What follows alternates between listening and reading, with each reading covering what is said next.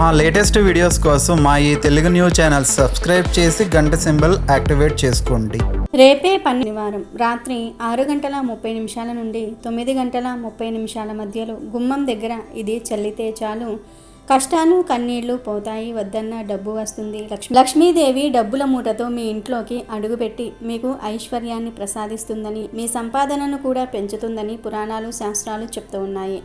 ఈ పరిహారాన్ని చేయటం వల్ల ఇంట్లో కష్టాలు బాధలు తొలగిపోయి అద్భుతమైన ఫలితాలు వస్తాయి. శనివారం నాడు సూర్యోదయానికి ముందే నిద్రలేచి ఇంటిని వాకిలిని శుభ్రం చేసుకోండి.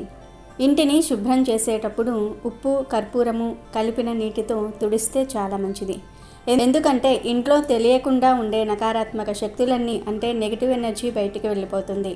ఆ తర్వాత గుమ్మానికి పసుపు రాసి కుంకుమతో బొట్లు పెట్టి గుమ్మం పైన అందమైన ముగ్గు వేయండి. మీరు ఈరోజు గుమ్మాన్ని ఎంత చక్కగా అలంకరిస్తారో అంత త్వరగా లక్ష్మీదేవి మీ ఇంటికి వస్తుంది. కనుక ఈరోజు గుమ్మం దగ్గర ఇది చల్లితే చాలు మీ జీవితం అద్భుతంగా మారిపోతుంది. మీ సుడి తిరిగిపోతుంది. లక్షలు కాదు కోట్లు వచ్చి పడతాయి. మీరు కోరినంత ధనం వస్తుంది. ధన సమస్యలు పోతాయి. ధనం మిమ్మల్ని వెతుక్కుంటూ వస్తుంది అని పండితులు చెప్తూ ఉన్నారు. ఇంతకీ శనివారం రోజు సాయంత్రం 6:30 నుండి 9:30 మధ్యలో గుమ్మం దగ్గర ఏం చల్లాలి అనే విషయాన్ని ఇప్పుడు మనం ఈ వీడియోలో వివరంగా తెలుసుకుందాము. ముందు ఒక పవిత్ర కథను విందాం. ఫ్రెండ్స్, ఈ వీడియో చూసే ముందు కామెంట్ బాక్స్లో ఓం నమో వెంకటేశాయ అని కామెంట్ చేయండి. అలాగే ఈ వీడియోకి ఒక లైక్ కొట్టి మా ఛానల్ని కూడా సబ్స్క్రైబ్ చేసుకోవటం మర్చిపోవద్దు. రంగాపురం అనే ఒక అందమైన గ్రామం సముద్రం పక్కన ఉంది. ఆ ఊరిలో చాలామంది చేపలు పట్టి అమ్ముకుని బ్రతికేవాళ్ళు. రమేష్ అనే వ్యక్తి తన భార్య కళ్యాణితో కలిసి అక్కడే ఉండేవాడు. రమేష్ కూడా చేపలు పట్టి అమ్ముకునేవాడు. ఒకరోజు పోలీసులు ఊరి పెద్దలు ఒక కొత్త నియమం పెట్టారు. ఇకపై ఉదయం 4 గంటల నుండి మధ్యాహ్నం 2 గంటల వరకు మాత్రమే సముద్రంలో చేపలు పట్టాలి. ఎందుకంటే ఇప్పుడు వర్షాకాలం కాబట్టి సముద్రం చాలా ఉద్రిక్తంగా ఉంటుంది. ఎక్కువసేపు సముద్రంలో ఉండటం ప్రమాదం అని నియమం పెట్టారు. రమేష్ ఈ విషయం కళ్యాణికి చెప్పాడు. అయితే రేపు ఉదయాన్నే వెళ్ళి చేపలు పట్టి త్వరగా ఇంటికి వచ్చేయండి అంది కళ్యాణి.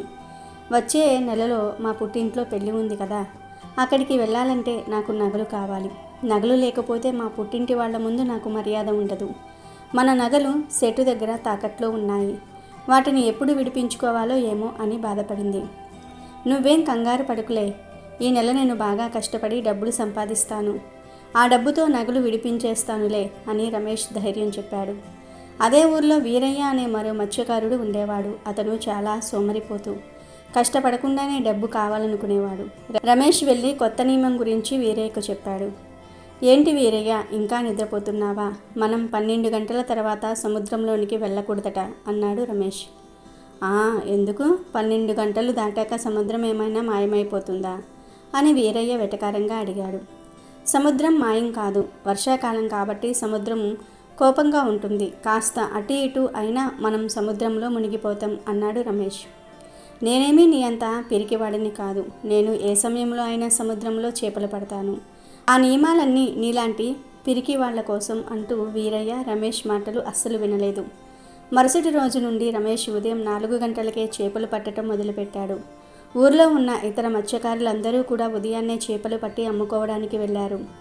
మరోవైపు వీరయ్య ఆలస్యంగా నిద్రలేచాడు. అమ్మో, అప్పుడే 12 గంటలు అయ్యిందా? రాత్రి ఎక్కువసేపు తాగి పడుకున్నాను. సర్లే, ఇప్పుడైనా సముద్రం దగ్గరికి వెళ్ళి చేపలు పడతాను అనుకున్నాడు. వీరయ్య వల పట్టుకొని సముద్రం దగ్గరకు వెళ్ళాడు. కానీ అక్కడ ఉన్న అధికారులు అతన్ని ఆపారు. ఏంటి, నీకు పచ్చి పట్టిందా?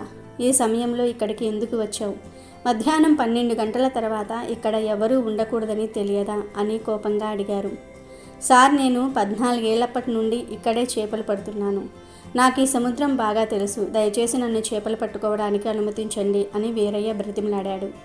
కుదరదు. నీకు అవకాశం ఇస్తే అందరూ వస్తారు. నువ్వు చేపలు పట్టాలనుకుంటే ఉదయం 4 గంటలకే రావాలి అంటూ అధికారులు వీరయ్యను అక్కడి నుండి పంపించారు. రమేష్ చెప్తూ ఉంటే ఏమో అనుకున్నాను, కానీ ఈ అధికారులు నిజంగానే సముద్రం వైపుకు పంపటం లేదు. ఇప్పుడు ఖాళీ చేతులతో ఇంటికి వెళ్తే నా భార్య తిడుతుంది అని వీరయ్య ఆలోచించుకుంటూ ఇంటికి వెళ్తున్నాడు. దారిలో అతనికి రమేష్ ఇల్లు కనిపించింది. రమేష్ ఇంటి బయట చేపలతో నిండిన ఒక బుట్ట ఉంది. అరే, ఈ బుట్ట నిండా చేపలు ఉన్నాయి. వీటిని అమ్ముకుంటే బాగా డబ్బులు వస్తాయి. రమేష్ కష్టపడి పట్టినట్టు ఉన్నాడు. నేను వీటిని దొంగిలించి అమ్ముకొని డబ్బులు సంపాదించుకుంటాను అంటూ వీరయ్య రమేష్ ఇంటి ముందున్న చేపల బుట్టను దొంగిలించి పట్టణానికి వెళ్ళాడు. ఇంతలో రమేష్ ఇంటి లోపల నుండి బయటకు వచ్చి చూస్తే చేపల బుట్ట కనిపించలేదు. అయ్యో, నా చేపల బుట్ట ఇక్కడే కదా పెట్టాను. కళ్యాణి, నా చేపల బుట్టను చూసావా అని అడిగాడు. లేదండి, నేను చూడలేదు. అసలు చేపల బుట్ట బయట ఎందుకు పెట్టారు? ఇంట్లోకి తీసుకురావాల్సింది కదా అంది కళ్యాణి. పట్టణానికి వెళ్తున్నాం కదా, అమ్మాల్సిన చేపల్ని ఇంటికి ఎందుకు తేవటం అని బయటే పెట్టాను. ఎవరో దొంగిలించినట్టున్నారు అని అన్నాడు. దొంగ ఎక్కడికి వెళ్తాడు? నేరుగా సంతకే కదా వెళ్తాడు. ఒక్కసారి సంతకెళ్ళి చూడండి, మన బుట్ట ఎవరి దగ్గర ఉందో తెలుస్తుంది అని చెప్పింది కళ్యాణి. రమేష్ వెంటనే సంతకు వెళ్ళాడు. సంతలో వీరయ్య రమేష్ చేపల బుట్టను తన ముందు పెట్టుకొని చేపల్ని అమ్ముతూ ఉన్నాడు. అరే, ఈ చేపల బుట్ట నాది. నేను ఇంటి బయట పెట్టాను. నువ్వెందుకు దొంగతనం చేసి తీసుకొచ్చావు అని రమేష్ కోపంగా అడిగాడు. రమేష్, నేను దొంగతనం చేయటం ఏంటి? నేను ఉదయం 3 గంటలకు నిద్రలేచాను. 3 గంటల నుండి 4 గంటల దాకా ఎంతో కష్టపడి ఈ చేపలన్నీ పట్టాను. వాటిని ఇప్పుడు అమ్ముతున్నాను అని వీరయ్య అబద్ధం చెప్పాడు. చుట్టుప్రక్కల ఉన్న వారంతా వీరయ్య మాటలే నమ్మారు. రమేష్ ఏమీ చేయలేక ఇంటికి వెళ్ళిపోయాడు. ఏంటండి, మన చేపల బుట్ట దొరికిందా అని రమేష్ని అడిగింది కళ్యాణి. దొరికింది.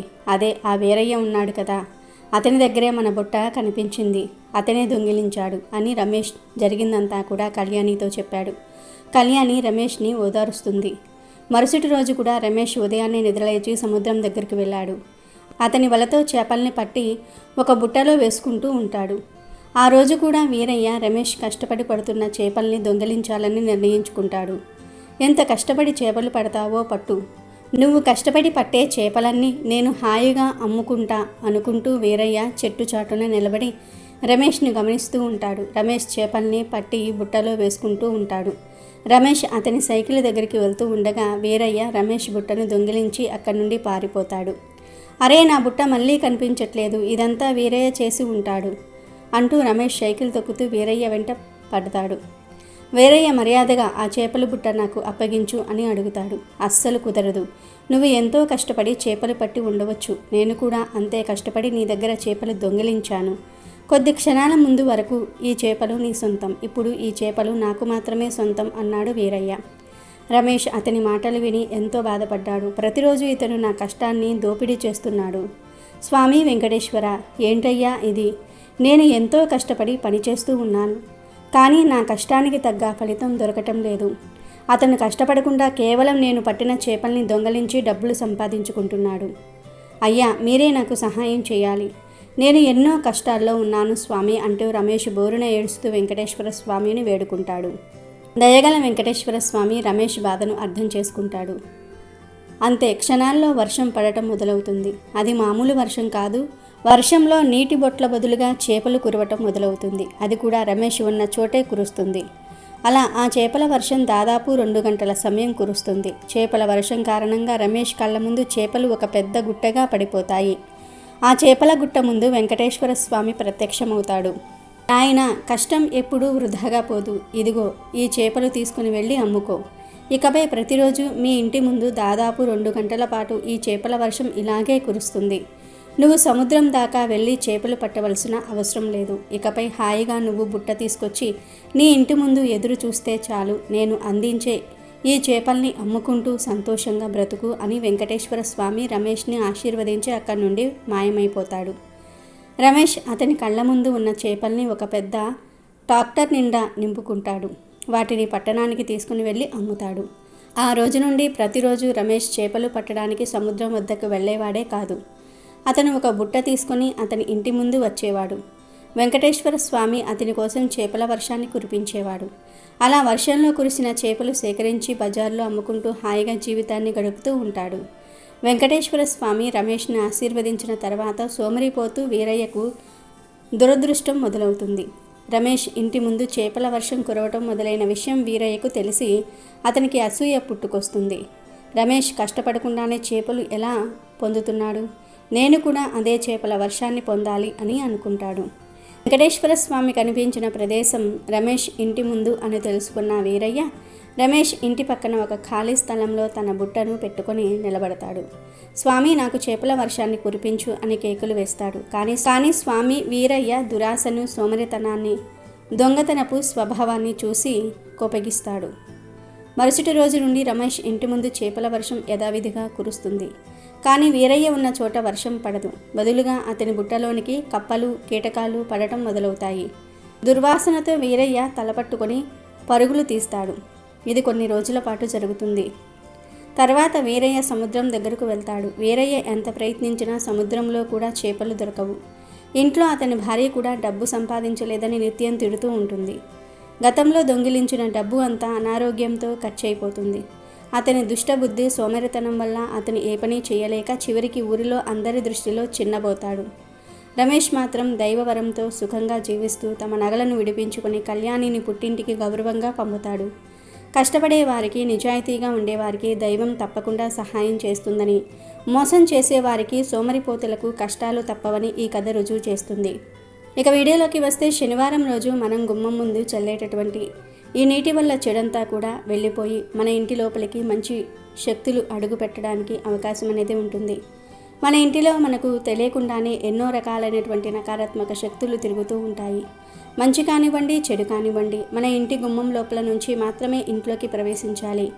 మన శరీరంలో మన గుండె ఎంత ముఖ్యమైనదో అలాగే మన ఇంటికి గుమ్మం అనేది అంత ముఖ్యమైనది. గుమ్మానికి చాలా శక్తి అనేది ఉంటుంది. అలాగే లక్ష్మీదేవి ప్రవేశించాలన్నా, జ్యేష్ఠాదేవి ప్రవేశించాలన్నా కూడా గుమ్మం ద్వారానే ఇంట్లోకి అడుగుపెట్టాలి. కాబట్టి మన ఇంట్లో ఉన్నటువంటి చెడును, నకారాత్మక శక్తులను, జ్యేష్ఠాదేవిని బయటకు పంపించేసి లక్ష్మీదేవి మన ఇంటి లోపలికి అడుగు పెట్టాలంటే ఖచ్చితంగా శనివారం రోజు గుమ్మం మీద ఇది చల్లుకోవాలి. శనివారం అంటే వెంకటేశ్వర స్వామికే కాదు, లక్ష్మీదేవికి కూడా ఇష్టమైన రోజు. ఈ పరిహారాన్ని రాత్రి 6:30 నుండి 9:30 మధ్యలో చేసుకోవాలి. ఏమీ లేదు, ఒక చిన్న గాజు గ్లాసులో లేదా గిన్నెలో 2 టీ స్పూన్ల పాలు తీసుకోండి. పచ్చిపాలు కానీ లేదా కాచి చల్లార్చినవి కానీ తీసుకోండి. ఏవి తీసుకున్నా పర్వాలేదు. తీసుకొని ఆ పాలల్లో చిటికెడు కుంకుమ, చిటికెడు పసుపు, 5 లేదా 6 చుక్కల అత్తరు వేయండి. అత్తరు లేకపోతే రోజు వాటర్ను కూడా వేసుకోవచ్చు. ఇక చివర్లో చిటికెడంతా ఉప్పును కూడా పాలల్లో కలపాలి. ఉప్పు అంటే లక్ష్మీదేవికి ఎంతో ప్రీతి. ఉప్పుకు, పాలకు లక్ష్మీదేవికి దగ్గర సంబంధాలు ఉన్నాయి. ఇలా ఇవన్నీ కలిపిన పాలను గుమ్మం దగ్గర చిలకరించాలి. అంటే కుడివైపు 2 చుక్కలు, ఎడమవైపు 2 చుక్కలు చిలకరిస్తే సరిపోతుంది. ఇలా శనివారం రోజు పాలను గుమ్మం దగ్గర చల్లటం వల్ల అందులో కలిపిన వస్తువులు పరమ పవిత్రంగా మారి మీకు అద్భుతమైన ఫలితాలను తెచ్చిపెట్టి మీ జీవితాన్ని మార్చేస్తాయి. మీ ఇంట్లోకి ధనం వచ్చేలాగా చేస్తాయి. అంతా మంచి జరిగేలాగా చేస్తాయి. కుంకుమ, పసుపు శుభాలను సూచిస్తాయి. అత్తరు లక్ష్మీదేవి రాకను సూచిస్తుంది. వీటన్నిటినీ పాలల్లో కలిపి గుమ్మం మీద చల్లటం వలన మీ ఇంటికి పట్టిన దరిద్రమంతా కూడా పోతుంది. అదృష్టం మిమ్మల్ని వరిస్తుంది. లక్షలు కాదు, కోట్లు వచ్చి పడతాయి. మీరు కోరుకున్నంత ధనం వస్తుంది. మీరు పట్టిందల్లా బంగారం అవుతుంది. లక్ష్మీదేవి అనుగ్రహం పుష్కలంగా దొరుకుతుంది. కనుక మీరు కూడా ఈ శనివారం రోజు రాత్రికి గుమ్మం మీద ఈ పాలను చల్లి శుభ ఫలితాలను పొంది ఆనందంగా జీవించండి. శనివారం ఆడవారు ఈ పనులు చేయకుండా ఉంటేనే లక్ష్మీదేవి ఇంటికి వస్తుందని శాస్త్రాలు చెప్తూ ఉన్నాయి. ప్రతి వారం చేసే పనుల వెనుక ఏదో ఒక అంతరార్థం, ప్రయోజనాలు ఉంటాయి. ఏ ప్రయోజనం లేకపోతే ఏ పూజలు, ఏ నోములు, ఏ వ్రతాలు చెయ్యరు కదా. మనకు ఉన్న 7 వారాలలో ఒక్కో రోజుకు ఒక్కో ప్రత్యేకత ఉంటుంది. వాటిల్లో శనివారం కూడా ఒకటి. శనివారం నాడు ఆడవారు కొన్ని పనులు అస్సలు చేయకూడదు. మరి ఆ పనులు ఏమిటో ఇప్పుడు మనం ఈ వీడియోలో తెలుసుకుందాం. శనివారం అనేది వెంకటేశ్వర స్వామి వారికి సంబంధించిన రోజు. న్యాయదేవుడైన శనివారానికి అధిపతి. కాబట్టి శనివారం రోజు ఆడవారు ఉప్పు, ఇనుముకు సంబంధించిన వస్తువులను కొనకూడదు. అంతేకాదు శనివారం రోజు ఉత్తర, తూర్పు దిశల్లో కూడా ప్రయాణించకూడదు. శనివారం రోజు పేదలు, పారిశుద్ధ్య కార్మికులను కూడా అవమానపరచకూడదు. అంటే మిగతా రోజులలో అవమానించవచ్చా అని కాదు. కష్టజీవుల్లో శని కొలువై ఉంటాడు. కష్టపడి పనిచేసే వారిని ఎప్పుడూ కూడా బాధ పెట్టినా, ఇబ్బంది పెట్టినా శనిదేవుడు మిమ్మల్ని వదిలిపెట్టడు. అలాగే శనిదేవునికి మాతృభక్తి ఎక్కువ. కాబట్టి శనివారం రోజు ఎవరైతే తల్లిదండ్రులను బాధ పెడతారో వారిని శని పట్టి పీడిస్తాడు. శనివారం రోజు తల్లిదండ్రులను సేవించే వారిని శని అనుగ్రహిస్తాడు. శనివారం ఒక్కరోజనే కాదు, ఎప్పుడూ కూడా తల్లిదండ్రులను గౌరవించే వారిని శని అనుగ్రహిస్తాడు. తల్లిదండ్రులు లేనివారు శనివారం రోజు అనాథ ఆశ్రమాలకు, వృద్ధాశ్రమాలకు వెళ్ళి అక్కడి వారిని చేరదీస్తే శని ఎంతో సంతోషిస్తాడు. అలాగే శనివారం రోజు ఇంట్లోని ఆడవారిని బాధ పెట్టకూడదు. శనివారం రోజు ఇంట్లోని ఆడవారు కన్నీరు పెడితే ఆ ఇంట్లో శని తిష్ట వేసుకొని కూర్చుంటాడు. కష్టాలను కలగజేస్తాడు. వ్యాపార నష్టాలు, ఆర్థిక కష్టాలు వస్తాయి. రోగాలు నయం కావు. శత్రువులు పెరిగిపోతారు. అలాగే శనివారం రోజు ఇంటి వద్దకు కాకులు వస్తే వాటిని తోలెయ్యకూడదు. వాటికి ఏదో ఒక ఆహారం సమర్పించాలి. ఎందుకంటే కాకి శనిదేవుని వాహనం. శనివారం రోజు కాకిని కొట్టిన, ఇంటికి వచ్చిన కాకిని తరిమివేసిన శనికి కోపం వస్తుంది కనుక శనివారం కాకి ఇంటికి వస్తే తరమవద్దు. ఏదైనా ఆహారాన్ని పెట్టండి. అప్పుడు శని అనుగ్రహం కలుగుతుంది. అలాగే శనివారం రోజు ఉప్పు, ఆవాలు, నూనె, ఇనుము, నువ్వులు, వంకాయ వంటివి కొనకూడదు. వేరే వారి చేతికి కూడా ఇవ్వకూడదు, తీసుకోకూడదు. కింద పెట్టమని చెప్పి తర్వాత తీసుకోండి. ముఖ్యంగా ఆడవారు ఈ నియమాన్ని గుర్తుపెట్టుకోండి. శనివారం రోజు ఈ పనులు చేయకుండా ఉంటేనే మీకు శని పట్టకుండా ఉంటుంది. ముఖ్యంగా శనివారం రోజు వెంకటేశ్వర స్వామిని భక్తి శ్రద్ధలతో ఆరాధించిన వారికి ఆ లక్ష్మీదేవి యొక్క అనుగ్రహం తప్పకుండా ఉంటుందని ఆ లక్ష్మీదేవియే స్వయంగా చెప్పింది. కాబట్టి శనివారం రోజు వెంకటేశ్వర స్వామిని భక్తి శ్రద్ధలతో పూజించే వారిని లక్ష్మీదేవి అనుగ్రహిస్తుంది. శనివారం రోజు ఈ పొరపాట్లు చేయకుండా జాగ్రత్త పడండి. శనిపీడ రాకుండా హాయిగా జీవించండి. కాబట్టి అందరూ కూడా గమనించండి. శనివారం వెంకటేశ్వర స్వామిని పూజించిన వారికి లక్ష్మీ అనుగ్రహం కలుగుతుంది. చాలామంది శుక్రవారం లక్ష్మీదేవి పూజ చేసుకొని శనివారం ఏ పూజ చేయకుండా వదిలేస్తూ ఉంటారు. అలా కాకుండా శుక్రవారం అమ్మవారిని పూజించినా సరే శనివారం ఖచ్చితంగా వెంకటేశ్వర స్వామిని పూజించిన వారినే లక్ష్మీదేవి అనుగ్రహిస్తుందని పండితులు చెప్తూ ఉన్నారు. కాబట్టి ఖచ్చితంగా మీరు శనివారం వెంకటేశ్వర స్వామిని పూజించండి భక్తి శ్రద్ధలతో. అప్పుడు లక్ష్మీనారాయణుల అనుగ్రహం తప్పకుండా కలుగుతుంది. అమెజాన్లో బెస్ట్ డిస్కౌంట్స్ కోసం వీడియో డిస్క్రిప్షన్లో లింకు ఉంది, చూడండి. అలాగే మా టెలిగ్రామ్ ఛానల్ సబ్స్క్రైబ్ చేసుకోండి.